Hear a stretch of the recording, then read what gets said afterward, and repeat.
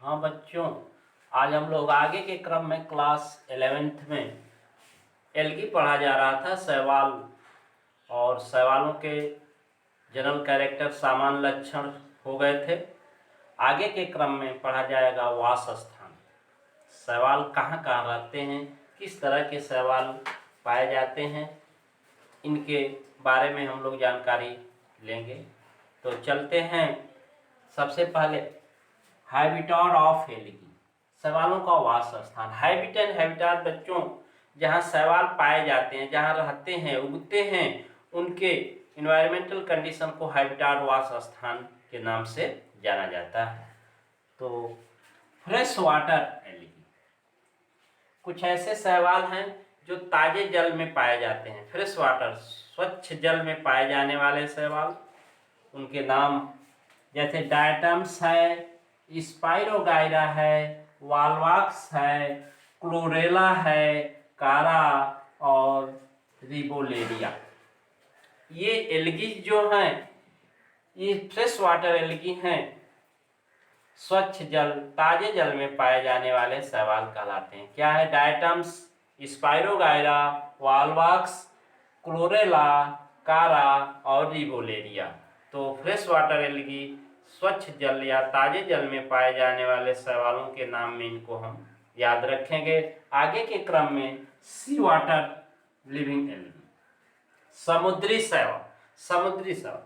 समुद्री जल में पाए जाने वाले जो एल्गी हैं, शैवाल हैं, उनको सी वाटर एल्गी लिविंग शैवाल कहते हैं। इनको सीवीड्स, समुद्री घास के नाम से भी जानते हैं। सीवीड्स क्या कहते हैं? सीवीड्स, समुद्री घास। जैसे सारगासम है, लेमिनेरिया है, जेलेडियम। सारगासम, लेमिनेरिया और जेलेडियम ये समुद्री जल में पाए जाने वाले शैवाल्स हैं। इनको सीवीड्स, समुद्री घास के भी कहते हैं। इसी क्रम में हॉट वाटर एल्गी बच्चों, शैवाल स्वच्छ जल में तो पाए ही जाते हैं, समुद्री जल में तो पाए ही जाते हैं। गर्म जल, हॉट वाटर, जो झरनों से गिरते हैं, हॉट वाटर, गर्म जल, उसमें भी पाए जाने वाले एल्गी होते हैं। जैसे ऑसिलेटोरिया, सिनकोकस एलिगेटस, ऑसिलेटोरिया, सिनकोकस एलिगेटस, ऐसे एल्गीज हैं, ऐसे शैवाल हैं, ये 70 से 80 डिग्री सेल्सियस तापक्रम पर वास कर लेते हैं। बच्चों, 100 डिग्री सेल्सियस तापक्रम पर जल उबलने लगता है, बॉयल करने लगता है, लेकिन ये 70 से 80 डिग्री सेल्सियस तापक्रम पर रहने के लिए जो है हैबिचुएट होते हैं। इनका हैबिटाट इतने तापक्रम को बियर करके अपने लाइफ स्पान को पूर्ण करने की एबिलिटी पाई जाती है, इसलिए इनको हॉट वाटर एल्गी के नाम से जाना जाता है। एपीफाइट्स, अधिपादप। Epiphytes half of the life span characters like a plant which is known as epiphytes। आधे गुण जिनके पौधे के होते हैं वो एपीफाइट्स के नाम से जाने जाते हैं। और इसमें बच्चों उडोगोनियम एक ऐसा एल्गी है, याद रखिएगा, उडोगोनियम एल्गी जो है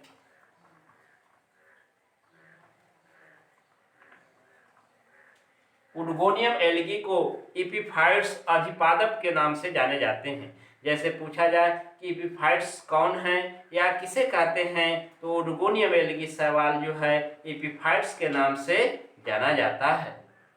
इसी क्रम में इपोजोइक एल्गी। इपोजोइक एल्गी क्या है? ऐसे शैवाल जो outer surface of living body wash करते हैं। Outer surface of living body, किसी जीव के शरीर के बाहरी सतह पर ग्रो करते हैं, उनको इपिजोइक एल्गी के नाम से जाने जाते हैं। जैसे प्रोटोडर्मा बच्चों, प्रोटोडर्मा एक ऐसा एल्गी है जो कछुए की पीठ पर, कछुआ टार्टवाइड कछुआ है, उसके पीठ पर पाया जाता है, उसके पीठ पर उगता है। कछुआ जहां जहां जाता है उसके साथ उसके भी बॉडी में मूवमेंट होता है और उस हैबिटाट में अपने जीवन चक्र को पूर्ण करता है। इसी तरह से क्लेडोफोरा इपिज़ोइक एल्गी, ये भी क्लेडोफोरा एक ऐसा शैवाल है जो घोंघे के ऊपर, घोंघा मोलस्का संघ का जीव है, जंतु है, पाइला ग्लोबोसा घोंघा जिसको कहते हैं, उसके ऊपर ये ग्रो करता है, उगता है। तो कछुए के पीठ पर उगने वाला एल्गी जो है प्रोटोडर्मा, और घोंघे के ऊपर उगने वाला जो है क्लेडोफोरा। याद रखिएगा, प्रोटोडर्मा जो है कछुए के पीठ पर ग्रो करता है, जबकि क्लेडोफोरा जो है घोंघे के ऊपर उगता है। अब जूक्लोरेला इंडोजोइक एल्गी है। अब endozoic algae inside of the living body, किसी जीव के शरीर के अंदर जो है वास करने वाले जो पैरासाइटिक एल्गी होते हैं, इनको एंडोजोइक कहते हैं। और जो आउटर सरफेस पर जो है वास करने वाले पैरासाइटिक मोड ऑफ न्यूट्रिशन लेते हैं एल्गी, उनको इपिजोइक कहते हैं। तो ये जूक्लोरेला एक ऐसा इंडोजोइक एल्गी है, grow inside of the body of hydra. Hydra बच्चों सिलेंटेटा संघ का जीव है, जो नाम कार्डेटॉकसेरकी है उसमें प्रोटोजोआ पोरीफेरा सिलेंटेटा संघ फाइलम सिलेंटेटा के एनिमल हाइड्रा ओलेंथस होता है। तो हाइड्रा के शरीर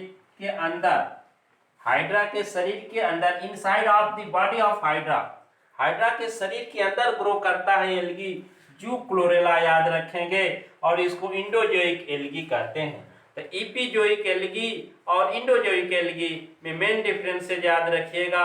the algae which are parasitic mode of nutrition on the outer surface of the living body is known as epizoic, और inside of the body is known as endozoic algae.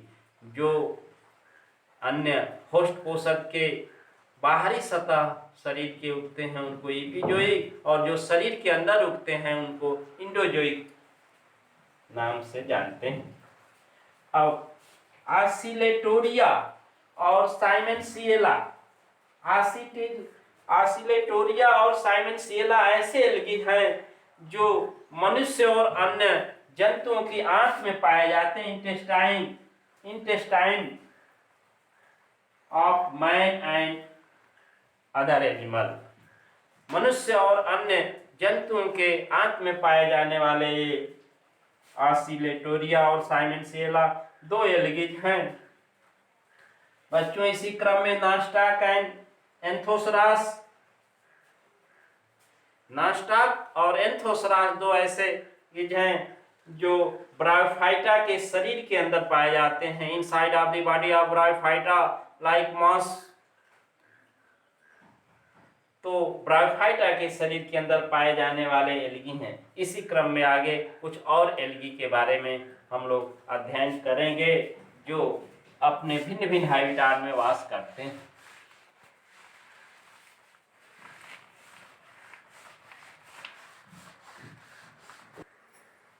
हाँ बच्चों, तो हम लोग पढ़ रहे हैं हैबिटाट। तो भिन्न भिन्न हैबिटाट देखे कि प्रोटोडर्मा एल्गी जो है कछुए की पीठ पर उगता है, क्लेडोफोरा घोंघे के ऊपर उगता है, और जूक्लोरेला हाइड्रा के शरीर के अंदर वास करता है। इसी क्रम में क्लेडोफोरा एल्गी जो है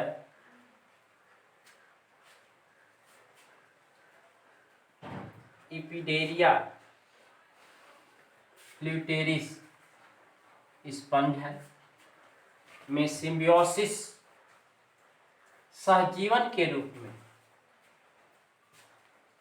क्लेडोफोरा एल्गी और इपिडेरिया फ्लूटेरिस ये स्पंज में सिम्बियोसिस सहजीवन, सिम्बियोसिस का मतलब जानते हैं कि एक अवशोषण का कार्य करेगी, दूसरा प्रकाश संश्लेषण का कार्य करेगी, न्यूट्रिशन अपना दोनों मिलके बना के एक प्लांट बॉडी बना लेते हैं। ये सिम्बियोसिस सहजीवन के रूप में जीवन व्यतीत करता है। दूसरा एनाबिना एल्गी एनाबिना एजोला टेरोफाइटा है।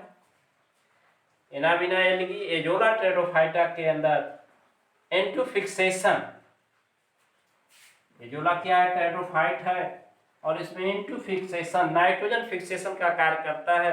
बच्चों हम जानते हैं कि वायुमंडल में जो है 78% नाइट्रोजन है, जिसको सभी पौधे डायरेक्ट नहीं ले सकते, लेकिन कुछ जीवों द्वारा, कुछ जीवाणुओं द्वारा जो है, ये कुछ शैवाल द्वारा ये वायुमंडलीय नाइट्रोजन को उन पौधों के शरीर में स्टोर कर दिया जाता है।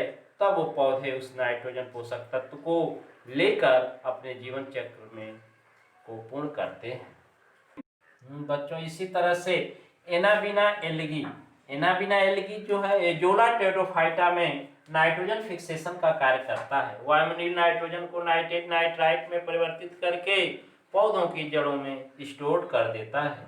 उसे पौधे पोषण क्रिया में पोषक तत्व के रूप में प्राप्त करते हैं।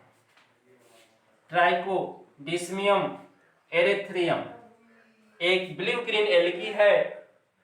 ट्राइकोडिस्मियम एरेथ्रियम एक नीला हरा शैवाल ब्लू ग्रीन एल्गी है, जो लाल सागर के ऊपर तैरती है और रेड कलर देता है। क्या देता है? रेड कलर, लाल रंग प्रदान करता है उस सागर को, इसीलिए उसे रेड सागर, लाल सागर के नाम से जाना जाता है।